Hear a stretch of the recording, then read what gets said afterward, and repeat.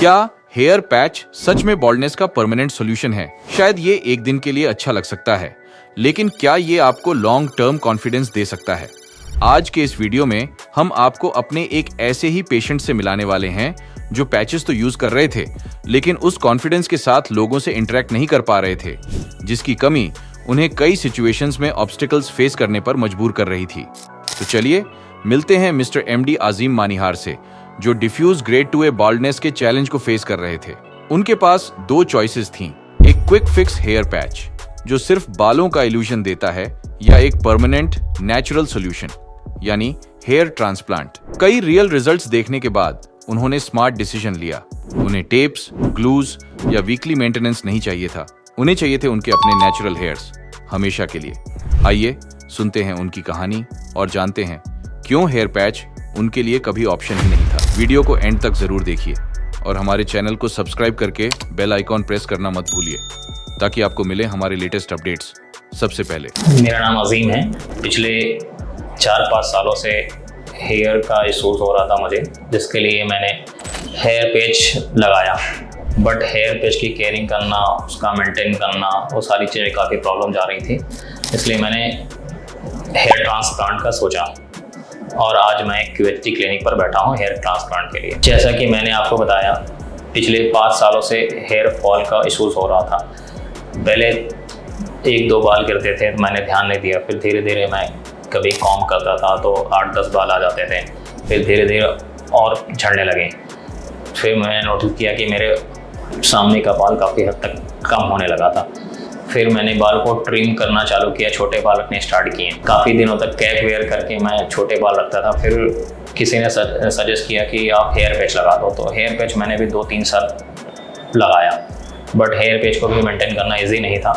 फिर मैंने hair transplant का डिसीजन लिया। हेयर फॉल का बेसिक रीज़न जो हो सकता है, मेनली ज़्यादातर लोगों के साथ होता है, जो जेनेटिक होता है। मेरे साथ भी शायद यही प्रॉब्लम थी, जेनेटिक्स का इशू था। बाकी एक और रीज़न जो था, हार्डली देखा जाए तो, क्योंकि मैं बाहर रहता था पढ़ाई लिखाई के लिए, तो उस दौरान केयर करना बहुत मुश्किल होता था। पानी, खाना पीना, एवरीथिंग सब बाहर का खाते थे, तो हेयर का लॉस इसलिए रीज़न बिंग देखा जाए तो नोटिस किया गया। हेयर फॉल के लिए मैंने ऐसा कोई बेसिकली देखा जाए जो घर के घरेलू नुस्खे होते हैं वो मैंने यूज़ नहीं किए। बस मैंने एक सिंपल उपाय देखा, हेयर पैच, जो बेसिकली उस टाइम पे वहाँ पे चलता था, वही मैंने किया। फॉल के दौरान मैंने देखा कि बाल काफ़ी झड़ रहे थे, तो फिर मैंने उपाय किया कि पहले मैं गंजा होने लगा। गंजा होता रहा काफ़ी दिनों तक, बट वो अच्छा नहीं लगता था गंजेपन में। फिर मैंने ट्रिम स्टार्ट किया और कैप वेयर किया, बट मेरा ऑफिस काम था, स्कूल कॉलेज जाना था, तो इस रीज़न से बहुत ऑकवर्ड फील होता था कैप लगाने के बाद। फिर मैंने थोड़ा अपने आप को कॉन्फिडेंट रखने के लिए मैंने हेयर पैच का यूज़ किया, जिससे लुक वाइज अच्छा रहे, कॉन्फिडेंस अच्छा बढ़ता रहे, क्योंकि जब तक कॉन्फिडेंस नहीं रहेगा तो काम करने में भी प्रॉब्लम आती है। तो इस रीज़न से मैंने हेयर पैच वेयर किया था। मैंने देखा कि हेयर पैच को आगे कैरी करना थोड़ा मुश्किल है, तो मैंने हेयर ट्रांसप्लांट का मून बनाया। उसके लिए मैंने रिसर्च चालू किया, यूट्यूब, इंस्टाग्राम, गूगल्स, जहाँ भी जैसे प्लेटफॉर्म थे, सभी जगह मैंने देखा कि इंडिया के बेस्ट क्लिनिक कहाँ पे हैं। तो फिर मुझे एक QHT भी दिखा, उसके रिव्यूज़ मैंने देखे हैं, उसके रिजल्ट्स मैंने देखे हैं, जो मुझे काफ़ी अट्रैक्टिव लगे। देन मैंने डिसीजन लिया कि हेयर ट्रांसप्लांट QHT से करवाना चाहिए। जैसा कि मैंने बताया, हेयर ट्रांसप्लांट के लिए मैं यहाँ पे आया हूँ। मेरे फादर्स जो हैं काफ़ी अगेंस्ट हैं, बोले कि काफ़ी इशूज़ हो सकते हैं, मेंटल प्रॉब्लम हो सकती है, स्वेलिंग आ सकती है, या फिर कई लोगों ने ऐसा बताया कि पापा को मेरे डरवाया कि पागल हो सकते हैं, उसका बॉडी ख़राब हो सकती है, फेस ख़राब हो सकता है। तो कन्विंस करना थोड़ा मुश्किल था। उन्होंने बोला कि नहीं, रिजल्ट आएगा तभी मैं मानूंगा।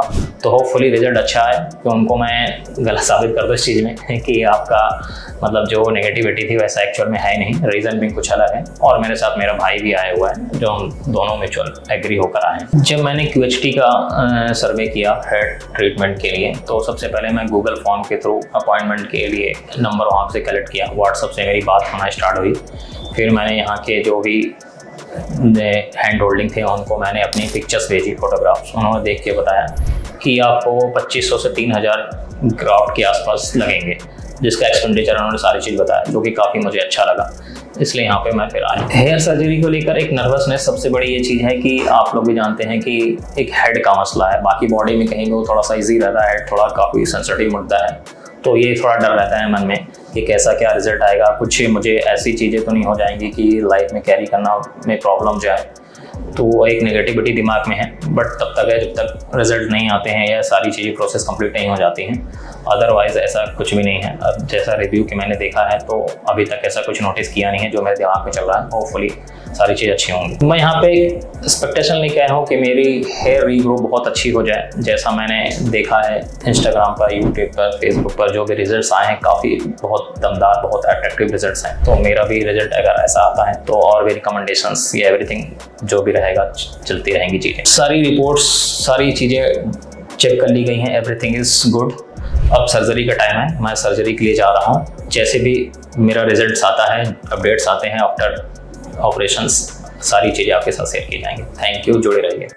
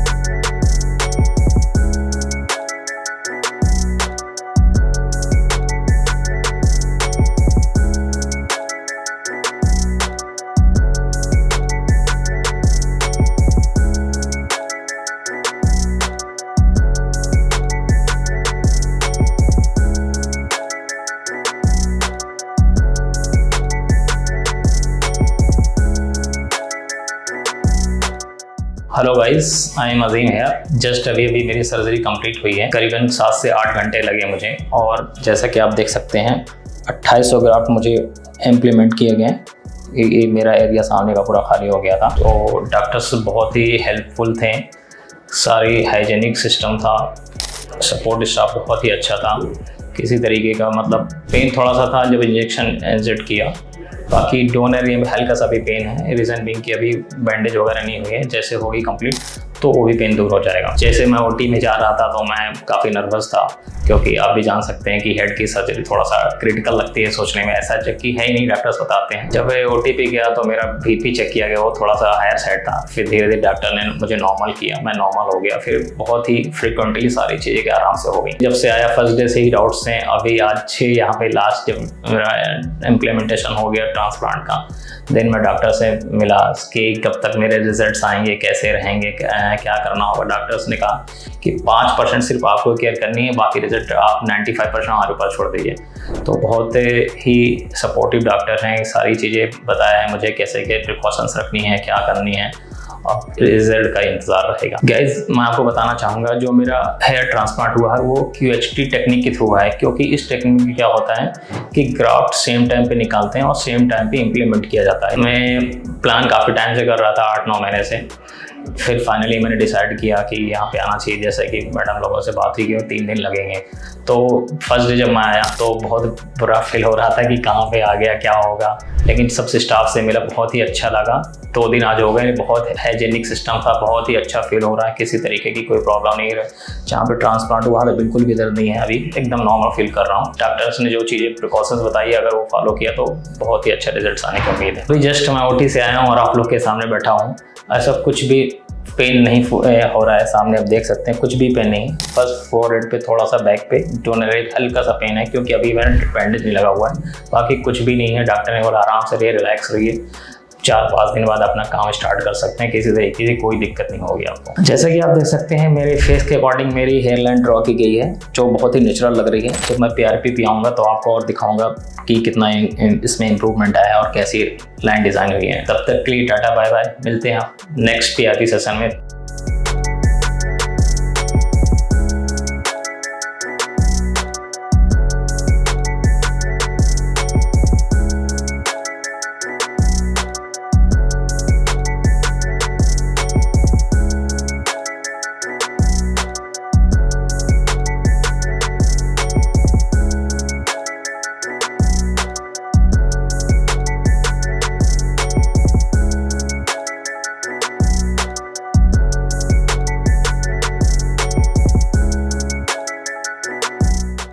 फ्रेंड्स, माय नाम है अजीम। पहले पीआरपी के लिए मेरा ट्रांसप्लांट आज से 1 महीने पहले हुआ था क्यूएसटी क्लिनिक से। तो आज फर्स्ट पीआरपी के लिए आया, तो जैसे कि ग्रोथ आप लोग सामने हैं, देख सकते हैं सारी चीज़ें। सर्जरी के बाद सबसे मेन प्रोसेस होती है कि इसका ध्यान रखना। जैसे कि मेरा सर्जरी कंप्लीट हुई तो डॉक्टर्स ने गाइड किया कि आपको कैसे सोना है स्ट्रेट होकर, अगले 10 दिन क्या खाना है, कैसे वाटर्स आपको अपने हेयर पे डालने हैं, वो सारी चीज़ों का मैं ध्यान रख रहा था टाइम टू टाइम, क्योंकि किसी भी रिजल्ट के लिए प्रिकॉशंस बहुत ज़रूरी होता है।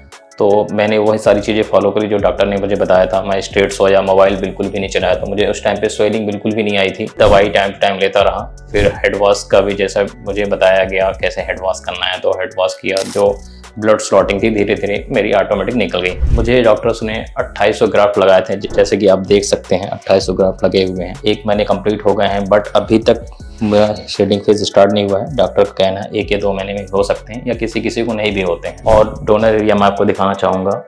आप देख सकते हैं ऐसा है डोनर कंडीशंस, और रिजल्ट्स अभी 1 महीने के हिसाब से काफ़ी बेहतर लग रहा है। सर्जरी के बाद यहाँ से जैसे कि मैं डिस्चार्ज हुआ, देन नेक्स्ट डे से ही क्यूएसटी की टीम में कंटिन्यूसली फॉलोअप रहता है। अभी तक आज फर्स्ट पीआरपी के लिए मैं आया हूँ, बट रेगुलरली उनसे मैं टच में हूँ। कंटिन्यूसली जैसे ही पीआरपी मेरी हुई थी तो मैं इनको फोटोग्राफ्स पर डे शेयर करता था कि क्या स्टेटस है हेयर का, कैसे ग्राफ्ट सेट हुए हैं, कोई दिक्कत तो नहीं आ रही ग्राफ्ट में, कहीं से डैमेज तो नहीं है।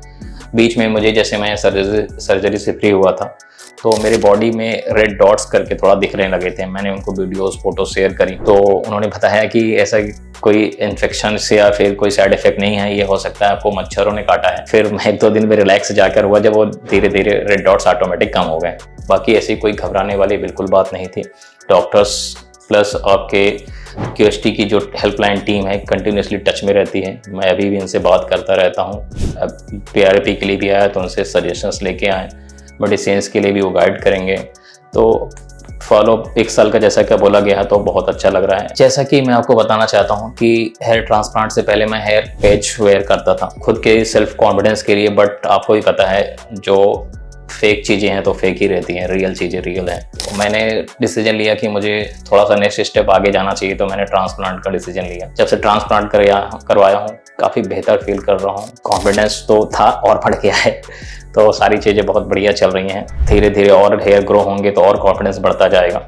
अच्छी चीज़ है कि टोटली फ्री हो गया हूँ मैं हेयर पेज से। जब यहाँ से मैं गया हेयर ट्रांसप्लांट के बाद फैमिलीज फ्रेंड्स को सबने पहले डरे हुए थे, काफ़ी लोग मुझे मना कर रहे थे भाई बहुत रिस्की काम है, लेकिन जब देखा सामने मुझे तो वो लोग भी एकदम ताज्जुब करने लगे कि बहुत ईजी वे में सारी चीज़ें हो गई। मैंने उनको समझाया ऐसा कोई भी चीज़ रिस्की नहीं है, यहाँ पे ऐसा रिस्क होता तो कोई भी फैमिलीज अपने बच्चों को अलाउ नहीं करती, ना ही इतनी जो क्लिनिक चल रही है इंडिया में सारी चीज़ें इस तरीके से सर्व कर पाती। तो फैमिलीज फ्रेंड्स को दिखाता हूँ तो सब मोटिवेट होते हैं। जिनके अभी हेयर फॉल हो रहे हैं वो खुद मुझसे पूछते रहते हैं, तो फिर बस मेरे रिजल्ट का वेट कर रहे हैं, तो बहुत अच्छा लग रहा है। आज यहाँ पे मैं फर्स्ट पीआरपी के लिए जैसे आया तो अंदर आया क्लिनिक पे, सबसे पहले इंट्रोडक्शन हुआ मेरा, फिर उन्होंने मेरा ब्लड सैंपल लिया ब्लड प्लाज्मा तैयार करने के लिए, फिर पीआरपी सेशन स्टार्ट हुआ।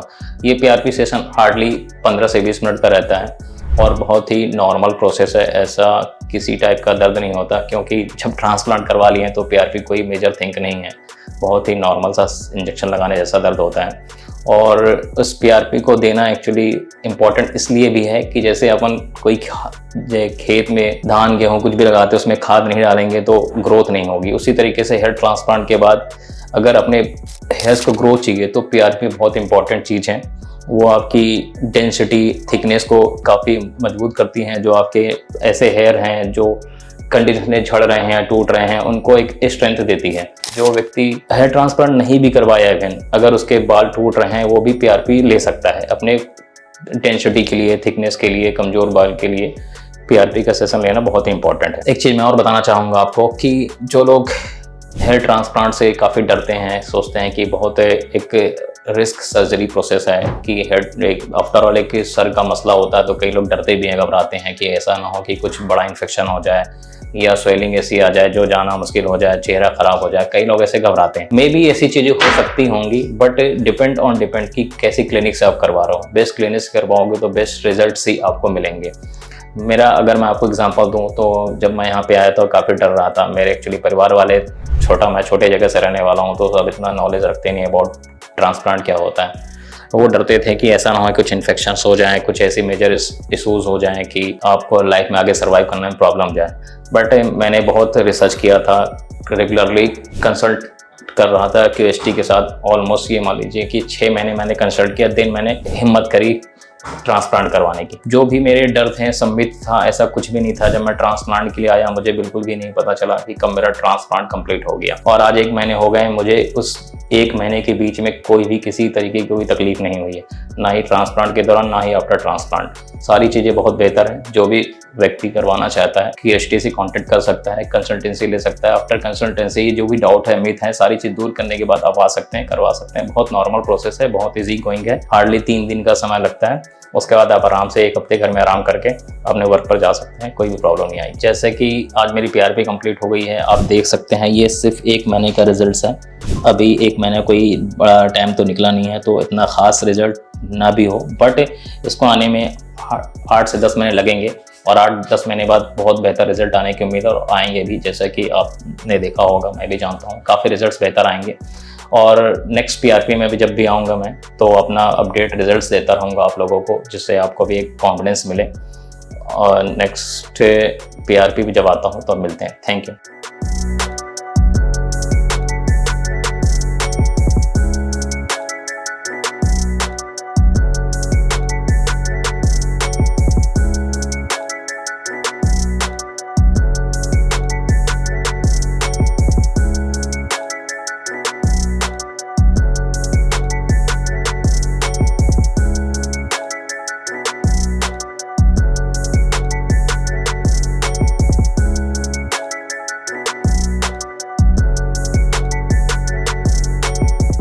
हेलो फ्रेंड्स, जैसा कि आपको पता है मेरा नाम अजीम है। मेरा है ट्रांसप्लांट अप्रैल 2025 में हुआ था। जैसा कि आपको मैंने फर्स्ट PRP में बताया था, ये मेरी सेकंड PRP है। ट्रांसप्लांट के बाद मेनली थोड़ा सा फोकस जो रहता है स्टार्टिंग के 15 डेज़, कैसे सोना है, कैसे आपको मेडिसिन्स लेनी है और हेड वॉश कैसे करना है, ये सारी चीज़ रहती हैं। देन 1 महीने के बाद आपको मेडिसिन से स्टार्ट होती हैं। आपकी मेडिसिन्स कब कब लेनी है, एक्चुअली 6 मेडिसिन्स रहती हैं, जिसमें से एक शैम्पू भी रहता है, उसको आप डे टू डे लेना है पर डे। और यही सारी चीज़ अभी मेरी 1 महीने से चल रही हैं। QST क्लिनिक पे मैं 11 अप्रैल 2025 को आया था। जैसे मैं पहले आया तो मेरी काउंसलिंग हुई, मेरी फ़ाइल तैयार की गई, then blood testing, blood sampling की गई। उसके बाद हेयर डिज़ाइनिंग किया गया, हेड वॉश हुई एंड हेयर स्लेटिंग हुई। तो उसके बाद मुझे रेस्ट के लिए भेज दिया गया। नेक्स्ट सेकेंड डे फिर मैं यहाँ पर आया, जो 9 बजे सुबह के आसपास था।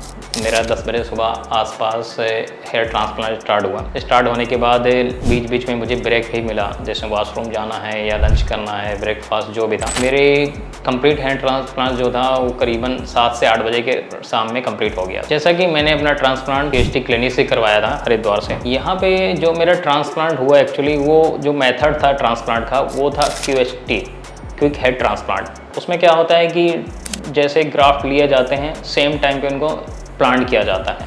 इसमें क्या होता है, सक्सेस रेशियो जो आपकी होती है बहुत हाईली होती है, 98 to 100% के आसपास रहती है। तो इसमें आपके ग्राफ्ट डैमेज कम होते हैं और आपका डेंसिटी काफ़ी कवर होती है और आपके रिजल्ट्स भी बहुत अच्छे आते हैं, और जो कि इन फ्यूचर आपको हो सकते हैं मेरे रिजल्ट्स में दिखेंगे। अभी तो मात्र 2 महीने हुए हैं, जैसे ही कंप्लीट होते हैं 6 मंथ 8 मंथ, तो आपको रिजल्ट भी QHT का दिखेगा। जैसा कि अभी आप देख रहे होंगे, हो सकता है कि डेंसिटी आपको इतनी अच्छी नहीं लग रही होगी, बट आपकी हेयर लाइन्स एंड जो आपके रूट्स हैं वो प्रॉपर दिख रहे हैं। अभी क्या है, मेरा 1 महीने के बाद ट्रांसप्लांट के बाद शेडिंग फेज स्टार्ट हो गया था, जो मेनली 3 से 4 महीने तक रहता है। तो अभी मेरे सेकंड मंथ ही कंप्लीट हुए हैं, अभी हो सकता है 1 या 2 महीने और रहें। देन 4 महीने के बाद ही मेरी प्रॉपर ग्रोथ स्टार्ट होगी। मेडिसिन्स प्रॉपर ले रहा हूँ और PRP सेशंस कंटिन्यूसली ले रहा हूँ, तो उसकी जो ग्रोथ्स है ना, वो आपको 4 महीने के बाद ही प्रॉपर समझ में आएंगे। QST आने से पहले मैं हेयर पैच यूज़ करता था, लुक तो बहुत अच्छा आता था, बट फेक और ओरिजिनल में थोड़ा सा फ़र्क होता है। तो मैंने डिसीजन लिया कि ट्रांसप्लांट करवाना चाहिए। जैसे ट्रांसप्लांट करवाया तो मेरे जो फ्रेंड्स हैं काफ़ी देख के मुझे मतलब मोटिवेट करते हैं, और उनके जो थॉट्स होते हैं उनके बेस पे मुझे मोटिवेशन मिलता है। मतलब एक ट्रांसप्लांट करवाना मेरा एक सही डिसीजन था। अभी लगभग 2 महीने हुए हैं, ग्रोथ अच्छी दिख रही है, लाइंस अच्छी हो गई हैं, पूरा हेयर मतलब मेरा सर पूरा कवर हो चुका है। अब इंतज़ार है बस रिज़ल्ट का। अच्छी चीज़ है कि मैं पैच हटा दिया। पैच से मुझे प्रॉब्लम जाती थी कि उसको मैनेज करना, वॉशिंग करना और उसमें टाइम टू टाइम सर्विसिंग करना, वो मेरे लिए थोड़ा सा परेशानी वाला एक पीरियड था। तो इसलिए मैंने डिसीजन लिया कि हेयर ट्रांसप्लांट ही एक बेस्ट वे है। मैंने ट्रांसप्लांट का डिसीजन एक्चुअली अक्टूबर 2024 में बनाया था। मैं यूट्यूब पे और इंस्टाग्राम पे QHT के रील्स वीडियोस देखते रहते थे, तो मैंने सोचा कि ये हेयर पैच अब हटाना चाहिए, क्योंकि मेरे इतना ज़्यादा हेयर फॉल नहीं हुआ था। अगर मैं और कंटिन्यूसली हेयर पैच पहनता तो मे भी हो सकता है कि पूरे मेरे हेयर चले जाते।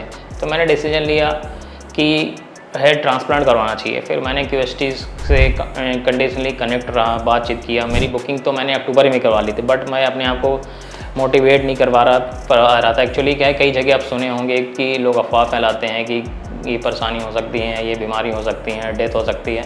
ये सारे रूमर्स की वजह से मैं कॉन्फिडेंस नहीं हो पा रहा था। फिर सारी चीज़ें सॉर्ट आउट होने के बाद फिर मैंने QHT को चुना, क्योंकि इसका रिज़ल्ट बहुत अच्छा है। काफ़ी बड़े बड़े यूट्यूबर्स हैं यहाँ पे ट्रांसप्लांट करवाए हुए हैं। तो यहाँ पे आने के बाद मुझे बहुत अच्छा लगा। मेरा ट्रांसप्लांट जब हुआ मुझे कुछ बिल्कुल भी पता नहीं चला कि ट्रांसप्लांट कंप्लीट हो गया है। अभी भी मुझे कुछ समझ में नहीं आ रहा है कि कैसे ट्रांसप्लांट हो गया इतना इजी वे में। अंत में यही कहना चाहूँगा कि जो मेरा डिसीजन लिया गया था, भले ही मैंने उसको लेने में 6 महीने लगा दिए, लेकिन अच्छी चीज़ थी कि बहुत सही डिसीजन था, जिसके रिजल्ट्स आप देख रहे हैं। मुझे धीरे धीरे रिजल्ट्स मिल रहे हैं। अभी मात्र 2 महीने हुए हैं, उसमें काफ़ी चेंजेस आए हैं और लेट्स सी 6 मंथ 8 मंथ में बहुत अच्छे रिजल्ट आने की उम्मीद है। मैं फर्स्ट PRP के लिए लास्ट मंथ आया था। जब मुझे एक्चुअली जब PRP सेशन स्टार्ट हुआ, हार्डली मुश्किल से 20-25 मिनट का रहता है। पहले ब्लड्स लिए जाते हैं जो कि 20 ml के आसपास रहते हैं। उसका प्लाज्मा रेडी करके देन उनको इंजेक्ट किया जाता है। फर्स्ट PRP में मुझे कुछ भी समझ में नहीं आया था, हो सकता है उस समय इंजेक्शन का कुछ असर था। सेकंड में अभी मेरे को थोड़ा सा वाइब्रेटर से प्रॉब्लम हो रही थी, तो मैंने बोला वाइब्रेटर थोड़ा स्लो कर दीजिए। तो ऐसा कोई प्रॉब्लम सचेज हुई नहीं और बहुत ही स्मूथली चीज़ें कंप्लीट हो गई। और सबसे अच्छी चीज़ है कि PRP करवाने से जो आपके एग्जिस्टिंग हेयर थे, जो पहले जो नॉन ट्रांसप्लांटेड एरिया के हेयर हैं, उनमें भी काफ़ी बेनिफिट्स हो रहे हैं। वो उनकी जो थिकनेस थी वो सही हो रही है।